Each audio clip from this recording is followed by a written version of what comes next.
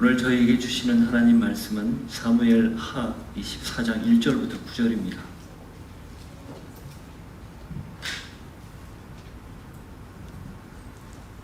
같이 읽겠습니다. 여호와께서 다시 이스라엘을 향하여 진노하사 그들을 치시려고 다윗을 격동시키사 가서 이스라엘과 유다의 인구를 조사하라 하신지라. 이에 왕이 그 곁에 있는 군사령관 요압에게 이르되 너는 이스라엘 모든 지파 가운데로 다니며 이제 단에서부터 베엘사바까지 인구를 조사하여 백성의 수를 내게 보고하라 하니 요압이 왕께 아뢰되 이 백성이 얼마든지 왕의 하나님 여호와께서 100배나 더하게 하사 내 주 왕의 눈으로 보게 하시기를 원하나이다.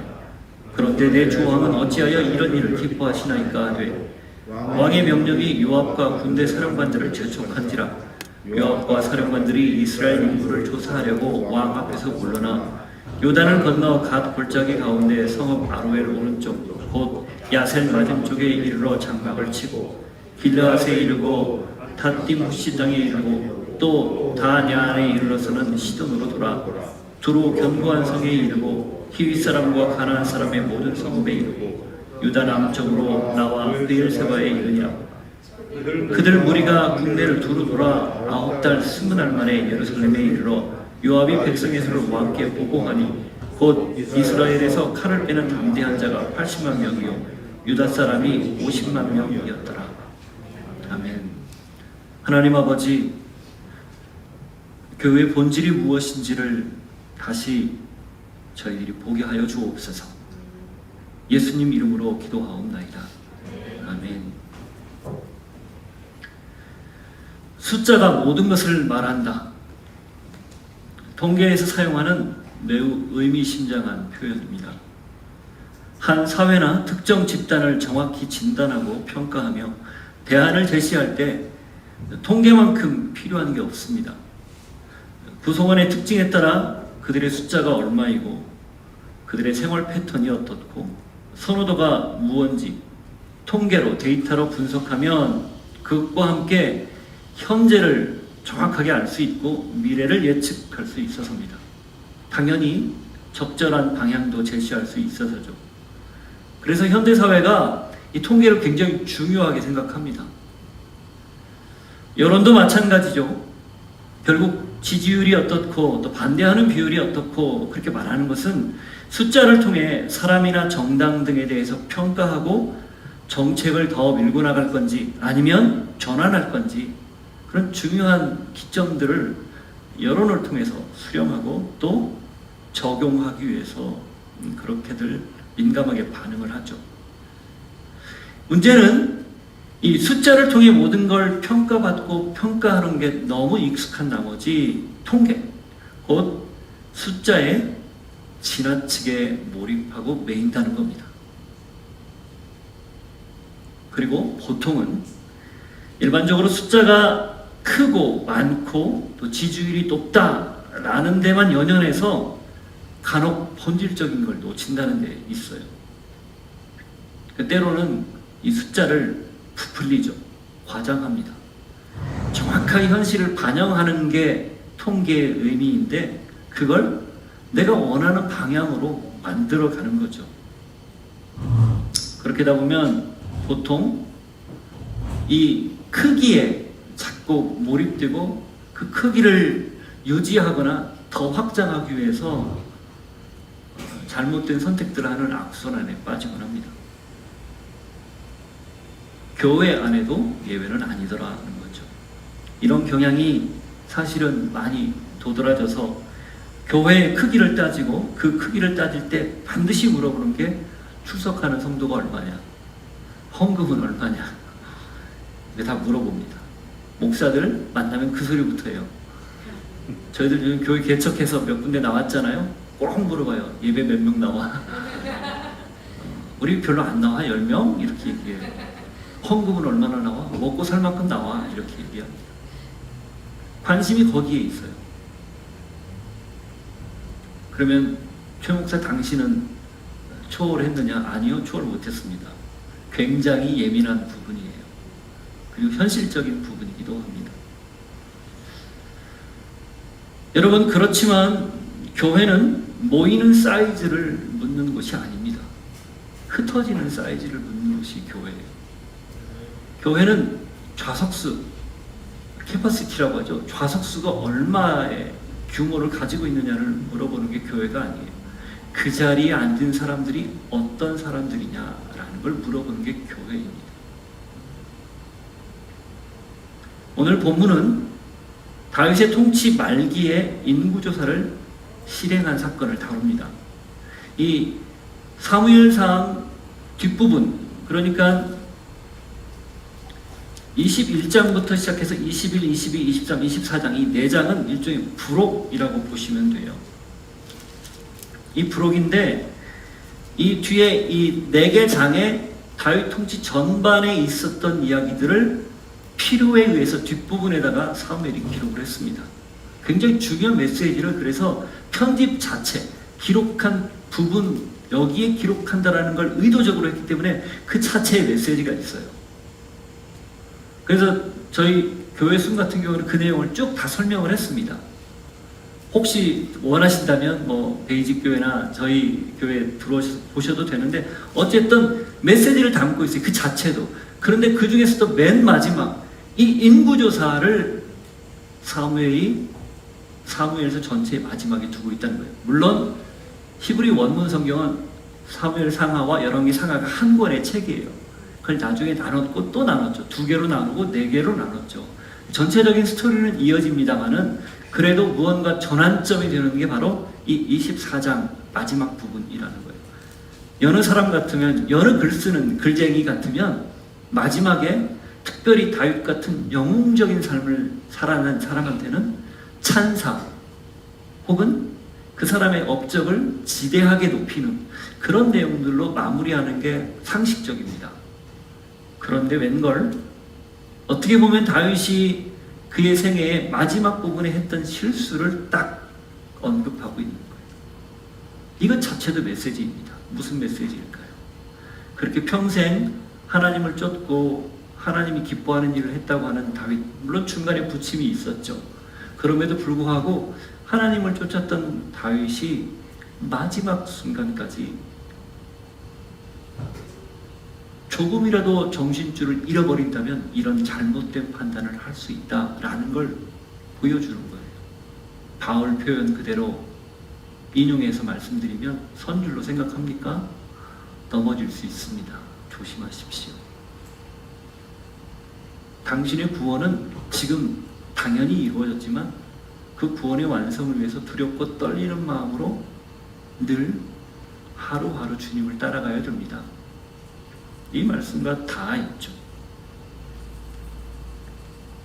이 다윗의 치부를 드러내면서 그래서 특히 훌륭한 업적을 남긴 한 시대를 풍미했던 왕이 자신의 업적이나 치적을 드러내고 싶은 욕구에서 얼마나 자유롭지 못한지를 보여준과 동시에 그게 얼마나 큰 교만인지를 오늘 말씀이 저희에게 주는 거예요. 도전하는 거예요. 제가 사실은 제목을 숫자 노름에 갇힌 신앙 이렇게 적었었어요. 처음에. 굉장히 과격하죠. 숫자 노름이라는 말을 딱 듣는 순간 이걸 공식적으로 외부에다 얘기하기가 좀 그래서 제목을 숫자의 함정에 빠지다 조금 순화한 거예요. 원래는 숫자 노름에 빠진 신앙입니다. 다시 말하면 본질적인 걸 놓치고 비본질적인 것에 매여 있을 때 누구나 예외 없이 다윗도 이랬는데 우리라고 그러지 말라는 법 없다는 거, 이걸 우리가 잘 들어야 된다라는 맥락에서 그렇게 생각한 겁니다. 우리는 오늘 본문을 통해서 본질이 무엇이고 무엇이 본질이 아닌가를 한번 생각해 보려고 합니다. 그리고 숫자에 익숙하고 외형에 익숙한, 통계와 보이는 데이터에 익숙한 우리가 도대체 무엇에 주목하고 또 무엇에 힘써야 되고 무엇에 매달려야 되는지 같이 한번 도전을 받았으면 좋겠습니다. 특별히 숨과 거듭나는 교회가 같이 연합해서 드리는 이 귀한 예배에 어쩌면 저희 교회는 물론이고 함께 예배하는 우리 공동체 전체에게 주시는 하나님의 중요한 음성, 메시지라는 분명한 확신이 있습니다. 같이 그래서 교회 본질을 생각하고 하나님이 원하는 기뻐하는 교회를 힘써서 만들어갈 수 있기를 바랍니다. 본문을 읽을 때 우린 조금 의아합니다. 왜냐하면 본문의 내용만 보면 하나님이 이스라엘의 잘못을 징계하기 위해서 다윗에게 인구조사를 명령한 걸로 분명히 읽히기 때문이에요. 이스라엘이 하나님 앞에 큰 잘못, 그게 뭔지는 나와 있지 않지만 큰 잘못을 저질렀고 하나님은 그걸 단죄하기 위해서 다윗에게 인구조사를 명했는데, 그리고 다윗은 거기에 따라서 인구조사를 했을 뿐인데 이게 왜 문제가 될까 하는 의구심입니다. 1절 한번 보십시오. 여호와께서 다시 이스라엘을 향하여 진노하사 그들을 치시려고 다윗을 격동시키사 가서 이스라엘과 유다의 인구를 조사하라 하신지라. 하나님이 분명하게 명령을 내렸거든요. 인구를 조사해라. 무언가 잘못을 했는데 그 잘못을 단죄하기 위한 그 근거를 만들기 위해서 이렇게 했다라는 거죠. 자, 인구조사가 잘못입니까? 여러분 어떻게 생각하세요? 모세만 해도 2번이나 인구조사를 했어요. 출애굽 1세대를 603550 60만 3,550명 나왔었죠. 20세 이상 남자들. 두 번째 인구조사 2세대를 놓고 했습니다. 601730 60만 1730명. 큰 차이가 없는 것. 그런데 그 인구조사와 지금 다윗이 조사해서 이 130만이라는 나중에 통계가 나오는데 이것과 무슨 차이냐는 거예요. 2배 이상 차이 나는데요. 단지 그겁니까? 아니에요. 도대체 이 인구조사에 무엇이 잘못되었길래 이게 문제가 되었느냐라는 겁니다. 자, 인구조사의 목적이 다르다는 것을 우리가 먼저 알아야 돼요. 사실 모세에게 했던 2번의 인구조사는 그들이 누구의 소유인지를 밝히기 위해서 굳이 20세 이상의 남자들의 숫자를 카운트한 겁니다. 출애굽기 30장 11절 이하를 한번 보십시오.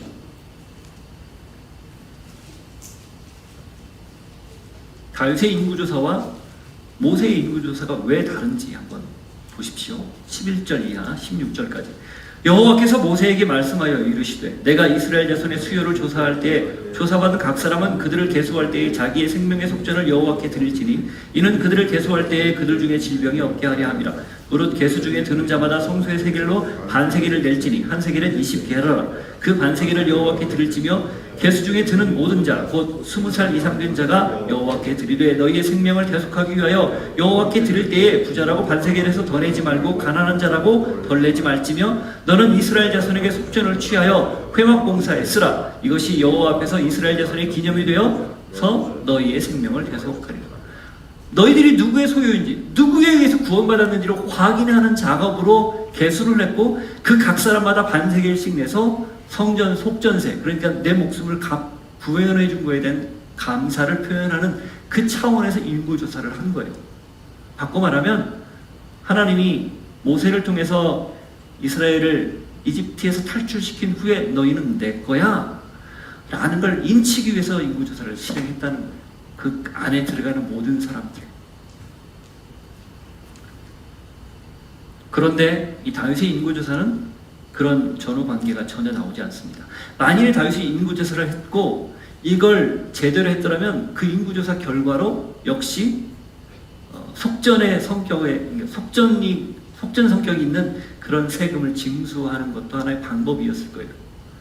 바꿔 말하면 당신들은 예나 지금이나 똑같이 하나님의 소유입니다 라는 걸 확인시켜주는 그런 차원에서의 인구조사, 그리고 그걸 성전에 바쳐서 성전에 필요한 비용으로 충당하는, 만일에 그걸 후속 조치로 했더라면 괜찮았을지도 몰라요. 그런데 그런 내용이 전혀 나오지를 않거든요. 또 하나, 첫 번째 인구조사는 군대를 조직하기 위함이었습니다. 가나안을 정복하기 위해서. 그 첫 번째 인구조사도 같은 맥락이었고 두 번째도 마찬가지예요. 결국은 군대 조직에 굉장히 중요한 그 방법 중에 하나가 조사였어요. 인구조사. 근데 지금 다윗은 이미 군대 조직이 다 있거든요. 조직도 있고 굳이 이렇게 할 필요가 없었다는 거죠. 아니 그래도 그렇죠. 하나님이 명령했는데 어떻게 순종을 안 합니까? 아니요.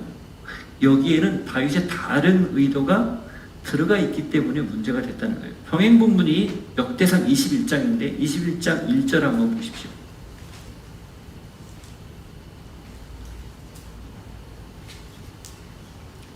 조금 달라요. 사무엘서에서는 하나님이 격동시켜서 그렇게 했다고 했는데 이 역대기서에서는 그걸 좀 바꿨어요. 사탄이 일어나 이스라엘을 대적하고 다윗을 충동하여 이스라엘을 계수하게 하니라. 누가 했다고? 여기는 사탄이라고 되어 있어요. 그러니까 다시 말하면 다윗의 마음속에 인구조사의 원래 목적과는 달리 자신의 치적이나 무언가를 새롭게 획책하기 위한 사욕이, 개인적인 욕심이 끼어들어 있었기 때문에 사탄에 의해서 그것이 딱 후킹 걸려서 인구조사 하나님이 명령하셨는데 덜컥 해버렸다라는 거예요. 이렇게 말했으면 안 됐을까요?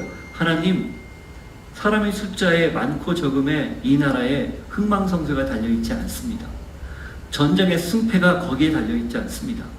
하나님께 달려있게 인구조사하는 것 이거 말고 다른 것도 있습니다. 이거 안 해도 됩니다. 라고 만일에 다윗이 말했더라면, 깨어서 그런 고백을 드릴 수 있었더라면 어땠을까? 역사에 만일이라는 가정은 없지만 그런 생각이 드는 대목이에요. 오죽하면 요압이 나서서 반대를 할까요?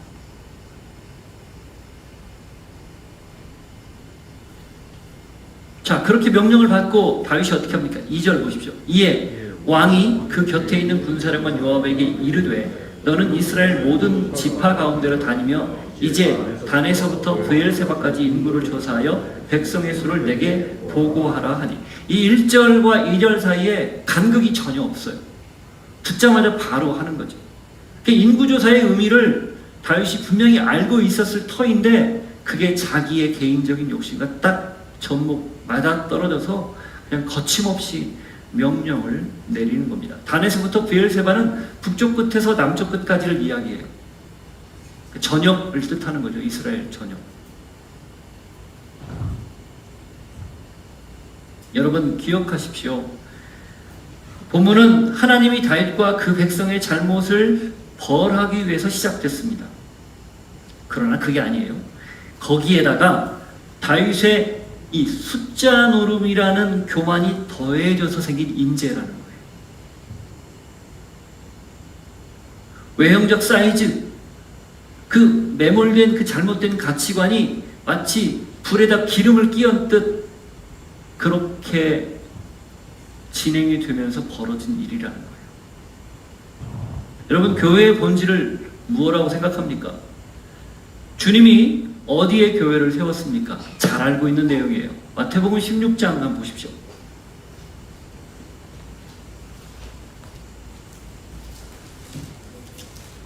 16장 18절.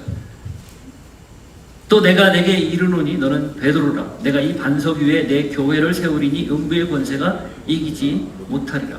이 반석, 너는 베드로라. 이때 베드로의 이름을 개명해 주거든요. 바꿔 주거든요. 지금까지는 시몬이었어요. 들으심이라는, 하나님이 들었다라는 유대 전통 이름이었습니다. 근데 베드로라고 이름을 바꿔줘요. 그리고 그 위에 내가 교회를 세우겠다, 그렇게 얘기합니다. 반석이라는 말 그대로 단단한 땅이죠. 진짜 바위예요. 그 바위 위에 교회를 세우겠다, 그렇게 말을 한 건데, 가톨릭은 이걸 잘못 오해해서 그걸 베드로 그리고 어떤 교권이라고 이야기하죠. 근데 정말 성경적입니까? 그러면 예수님이 말한 이 반석이라는 건 뭘까요? 그 앞에 16절이에요. 주는 그리스도이십니다. 살아계신 하나님의 아들이십니다. 라는 고백 위에 내가 교회를 세우겠다, 그렇게 말씀하신 거죠. 따라서 교회란 분명한 신앙 고백이 있는 공동체, 개인이에요. 내가 교회 다니는데 예수님을 주라고 그냥 입에 익숙해서 드리는 고백만 한다면, 예수님이 하나님의 아들이라고, 즉 하나님이라고 그냥 들어왔던 대로 아무 고민 없이 한다면 갸우뚱해봐야 돼요. 내 신앙이 건강한 건지 바른 건지. 신앙이란 결국 내가 지금 믿고 있는 것이 제대로 믿고 있는지, 그리고 온전하게 고백하고 있는지, 이걸 끊임없이 되묻는 과정이거든요. 그것 없이 그냥 교회 다니는 것으로 글쎄요, 그게 신앙의 전부는 아니기 때문입니다. 예수님이 분명히 말씀하셨습니다. 그 고백 위에 내가 교회를 세우겠다. 그래서 우리는 그런 교회론을 표방합니다. 건물이 없어도, 공간이 없어도 신앙을 분명하게 고백하고 예배할 마음을 가진 채 흩어져 여기저기에서 예배하는 것, 이게 교회예요. 교회 숨이고 거듭나는 이에요. 그런 꿈 때문에 저희들이 감히 누가 보면 무모한 것 같은 이런 일을 벌이고 있는 겁니다.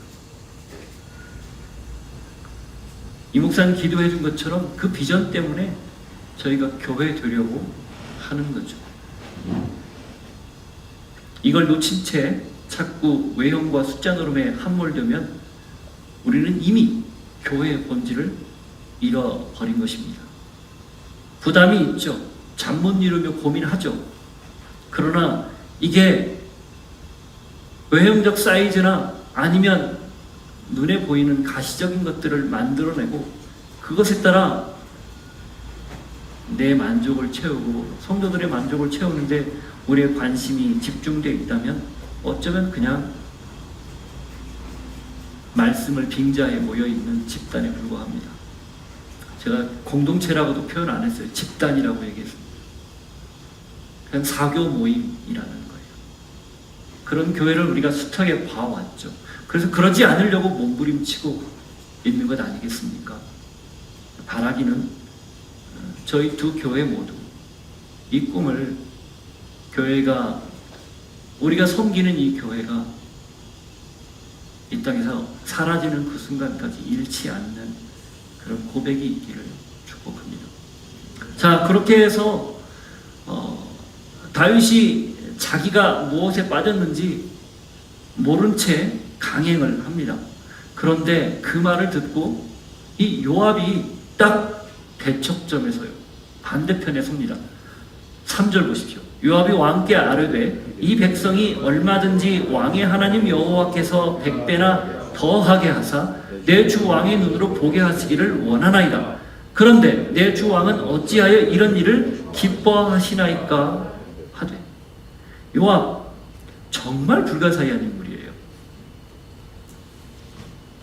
지금까지 그려진 그의 면면을 보시면 권력욕의 화신이라고 말할 만큼 아주 권력을 차지하고 그걸 유지하기 위해서는 물불 가리지 않는 그런 사람이지 않았습니까? 이 권력에 반하는 사람은요, 가차없이 죽였어요. 그게 자기 죽은 다윗의 명령이 있었음에도 불구하고 다 죽였어요. 근데 따지고 보면, 정치학적으로 보면 이 요압이 정적을 제거한 것이 다윗에게 사실은 다 이로운 일들이었어요. 단순히 정치학으로 보면. 요압은 그걸 생리를 너무 잘 알고 있었기 때문에 다윗에게 위해가 되고 그것이 나에게 피해가 되는 것으로 여기는 사람은 가차없이 제거했거든요. 그러니 다윗의 말도 안 듣죠. 오죽하면 이 수르야의 아들들 요압과 아비새와 아사헬, 이 세 명을 다윗이 부담스러워했을까요? 자기 힘으로도 어떻게 할 수 없는 사람이라고 말했을까요? 그렇게 오직 다윗만을 바라보고 다윗의 말이라면 무조건 다 충복처럼 실행하던 그 사람이, 이게 권력의 문제가 되거나 혹은 어떤 자기의 자리를 위태위태하게 하는 그런 일이 아님에도 불구하고 반대하고 나섰다는 겁니다. 지금까지의 요압의 반응과는 완전 딴판인 거죠. 자, 그러면 여기서 어떻게 했어야 될까요? 다윗이라면. 여러분이 다윗이라면 어떻게 했어야 돼요?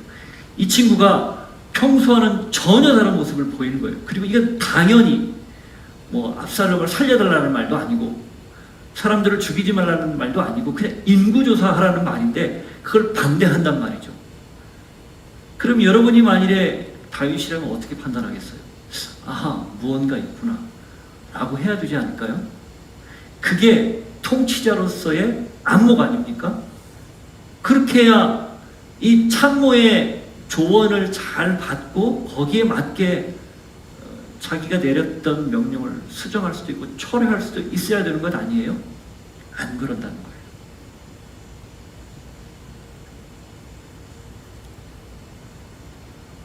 오히려 다그칩니다. 재촉하는 거죠. 4절 보십시오. 왕의 명령이 요압과 군대 사령관들을 재촉한지라. 거기까지 재촉하는 거예요.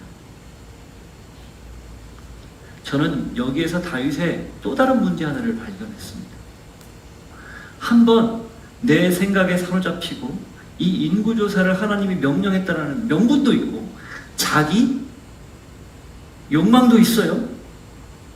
얼마나 좋아요 그게. 하나님 뜻인데 누가 반대해요? 라는 거에 딱 사로잡히니까 누가 말을 해도 안 듣는 거예요. 심지어는 요압이 전혀 뜻밖의 반응을 했는데도 듣지 않는 겁니다. 이게 문제라는 거예요.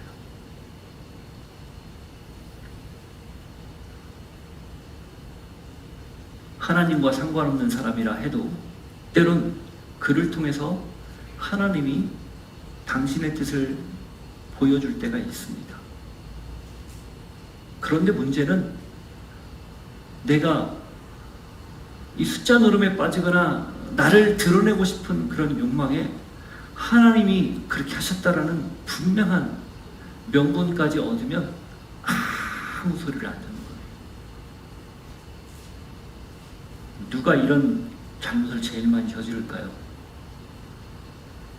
목사들입니다. 하나님 말씀 너무 잘 알거든요.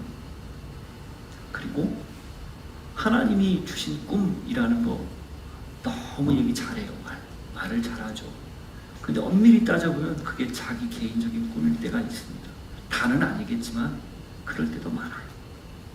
그럴 때 주변에서 성도들, 교우들 혹은 다른 세상의 소리가 이야기할 때 들었어야 되는 거죠. 들어야 되는 거죠.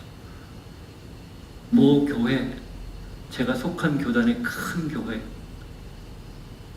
세습 안 한다고 했거든요. 네, 했거든요 지금. 이런 소리 들어야 됩니다. 그래서 교회가 비난당하고 손가락질을 당하기 때문이에요. 우리라고 예외일까요? 아닙니다. 똑같습니다. 그래서 정말 목회자들 위해서도 기도해야겠지만 교회가 하나님의 음성 잘 듣고 또 세상의 소리들에 잘 귀를 기울여 정확한 뜻을 분별하고 거기에 맞게 사는 것, 살아내는 것 위해서 여러분들이 같이 중보해 주어야 합니다.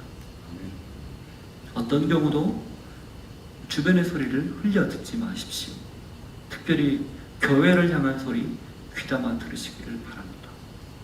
어쩌면 그게 교회를 비난하는 소리일 수 있겠지만 그러나 그 소리의 이면에는 교회는 좀 달라야 되지 않습니까? 라는 절규라는 걸 잊지 않기를 바라요. 그 마음만 가지고 있다면 우리가 섬기는 교회 또 교회되어 살아가는 우리의 삶이 적어도 하나님 앞에 부끄럽지는 않은, 사람들이 오해받을 수는 있겠지만 결과적으로는 그 오해를 풀어낼 수 있는 그런 진짜 교회가 될 거라고 믿습니다. 자, 왕이 재촉합니다. 어쩔 수 없어요. 명령인데 어떻게 합니까? 그대로 따르죠. 인구 조사를 강행합니다. 4절 이하부터 8절까지. 요압과 사령관들이 이스라엘 인구를 조사하려고 왕 앞에서 물러나 요단을 건너 갓 골짜기 가운데 성읍 아로엘 오른쪽 곧 야셀 맞은쪽에 이르러 장막을 치고 길앗에 이르고 담릿 호시 땅에 이르고 또 다냐안에 이르러서는 시돈으로 돌아 두로와 견고한 성에 이르고 히윗 사람과 가나안 사람의 모든 성읍에 이르고 유다 남쪽으로 나와 베엘세바에 이르니라. 그들 무리가 국내를 두루 돌아 9달 20날 만에 예루살렘에 이르러. 루트가 예루살렘을 떠나서 요단 동쪽으로 넘어갑니다. 요단 동쪽 남편부터 쭉 훑고 올라가는 거예요. 북쪽까지. 그리고 다시 서쪽으로 넘어가서 그러니까 이 이스라엘 북쪽 경계를 쭉 다 조사하는 거죠. 다 훑는 거예요. 그러면서 다시 남쪽으로 내려와서 예루살렘으로 블레셋까지 갔다가 예루살렘으로 돌아오는 그 일정인데 그게 9개월 20일 걸렸다. 약 290일 정도죠. 걸렸다라고 기록하고 있습니다. 굉장히 자세하게 조사를 했고 아주 꼼꼼하게 했습니다. 그리고 상당히 긴 기간이었어요. 약 10개월이니까. 요즘이야 며칠이면 하지만 그때는 다 발품 팔아서 할 때니까 이 정도 걸렸다라고 보는데 생각보다는 많이 걸렸어요. 성경에는 안 나와 있지만 또 묵상의 묘미가 이런 거 아닙니까? 요압이 태업을 한 것 같아요. 태업. 게으르게 한 거예요. 이게 왜 그러느냐? 평행본문 역대상 21장 6절에 가면 두 지파를 빼거든요. 화가 나가지고. 누가? 요압이. 21장 6절 보세요. 요압이 왕의 명령을 마땅치 않게 여겨 레위와 베냐민 사람은 계수하지 아니하였다. 요압은 요압이죠?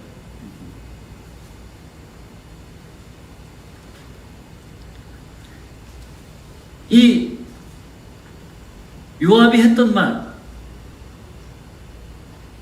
3절 보면 그런 표현이 있죠. 이 백성이 얼마든지 왕의 하나님 여호와께서 100배나 더하게 하사. 왕의 하나님 여호와께서 사람을 얼마든지 더하게 하사. 그 말이죠. 내 주 왕의 눈으로 보게 하시기를 원하나이다. 그런데 내 주 왕은 어찌하여 이런 일을 기뻐하시나이까? 왜 반역하는 일, 왜 반대하는 일, 반대편은 서는 일을 합니까? 이게 시종 같았던 것 같아요. 그러니 이렇게 오래 걸리고 두 지파를 빼죠. 요압은 이때만큼은 숫자에 매이지 않는, 어쩌면 하나님의 뜻을 대변하는 사람처럼 보입니다. 반대로 다윗은 숫자에 매여 있는 거예요. 9절 보십시오. 요압이 백성의 수를 왕께 보고하니 곧 이스라엘에서 칼을 빼는 담대한 자가 80만 명이요 유다 사람이 50만 명이었더라. 이게 무슨 의미가 있습니까? 다윗이 이런 말을 했거든요. 사무엘상 17장 47절. 다윗이 이렇게 얘기했어요.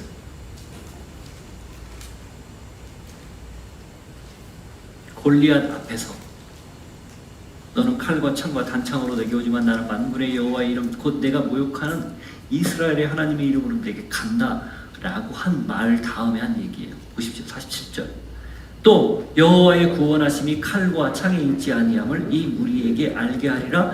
전쟁은 여호와께 속한 것인즉 그가 너희를 우리 손에 넘기시리라. 이게 다윗이었거든요. 그런데 지금 이 인구조사에는 그 어디에도 이런 면이 보이지 않습니다. 도리어 요압이 그 이야기를 하고 있을 뿐이죠.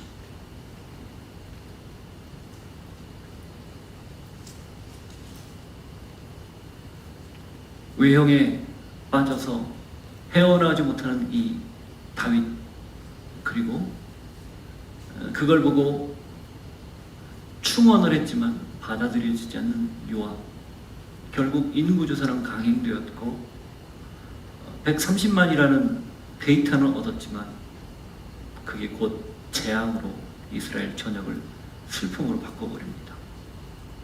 투리 컨티뉴. 다음 주에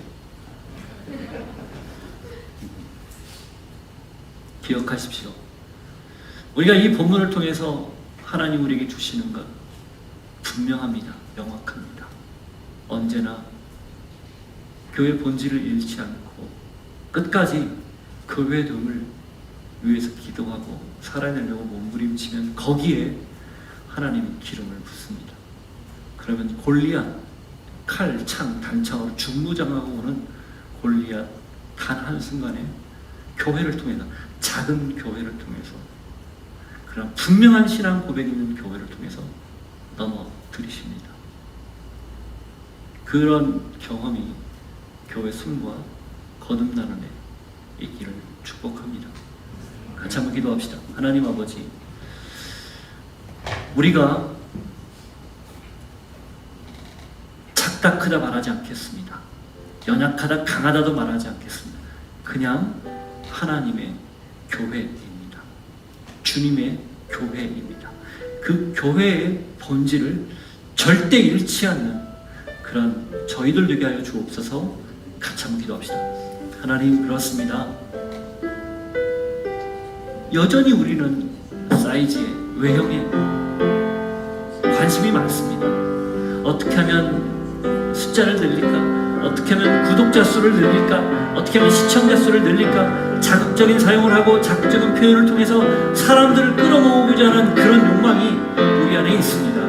주님, 그러나 복음이 선포되고 본질을 이야기하고 교회가 무엇인지를 끊임없이 고민하면서 같이 기도하고 그것으로 인하여 함께 하나님 앞에 엎드린다면, 주님, 그게 교회이기에 저희가 서 있는 곳, 저희가 예배하는 것, 저희의 삶의 자리, 그것이 하나님 기쁘게 하는 온전한 교회됨을 잊지 않고 살아갈 수 있는 저희들 모두가 될 수 있게 하여 주옵소서.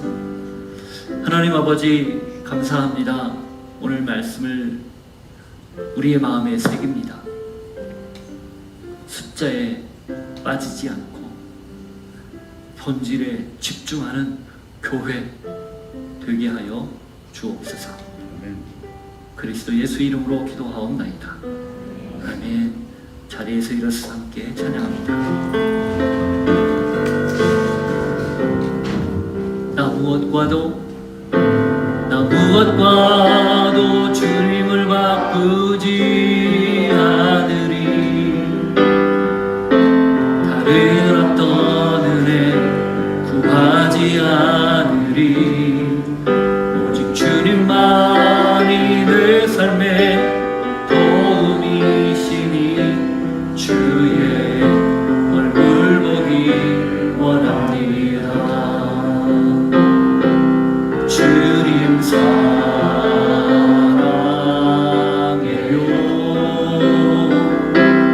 온 마음과 정성 다해 하나님의 진실한 친구 되기 원하. 한 번 더 고백합시다. 주님 사랑합니다. 주님 사랑해요.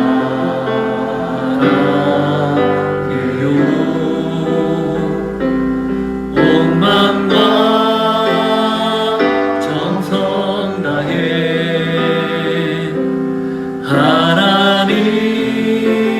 하나님의 신실한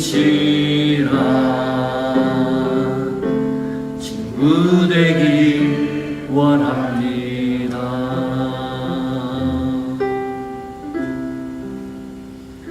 하나님, 그렇습니다. 우리가 서 있는 곳이, 아주 서 있는 바로 그 사람과 있는 그 자리가 하나님이 부르신 자리고 또 교회로 서 있어야 할 자리임을 늘 기억하게 하옵소서. 주는 그리스도시요 살아계신 하나님의 아들입니다. 이 고백 위에 늘 저희가 서 있게 해주시고, 다른 그 어디에, 다른 그 무엇에 만족, 은혜를 구하지 않고 오직 하나님 한 분만을 구하고 찾고 따라갈 수 있는 저희들 되게 하옵소서. 하여 교회 숨과 거듭나는 교회가 하나님이 기뻐하는 교회로 잘 뿌리내리고 또 잘 성장할 수 있도록, 성숙할 수 있도록 늘 은혜를 베풀어 주옵소서. 주신 은혜에 기억하고 감사하며 물질을 구별하여 드리오니 받으시고, 교회를 세우고 온전히 교회를 살아가는데 마음껏 사용되게 하여 주옵소서. 지금은 예수 그리스도의 은혜와 하나님 아버지의 사랑과 성령님의 교통하심이 외형에 빠지지 않고 크기에 빠지지 않고 끝까지 분명한 신앙 고백과 하나님이 기뻐하는 교회의 본질을 잃지 않고 교회 되겠습니다 결단하고 고백하는 주의 백성들 머리 위에와 삶의 자리 위에 그리고 거듭나는 교회와 교회 숨 위에 이제로부터 영원토록 함께 하시기를 간절히 축원하옵나이다. 아멘.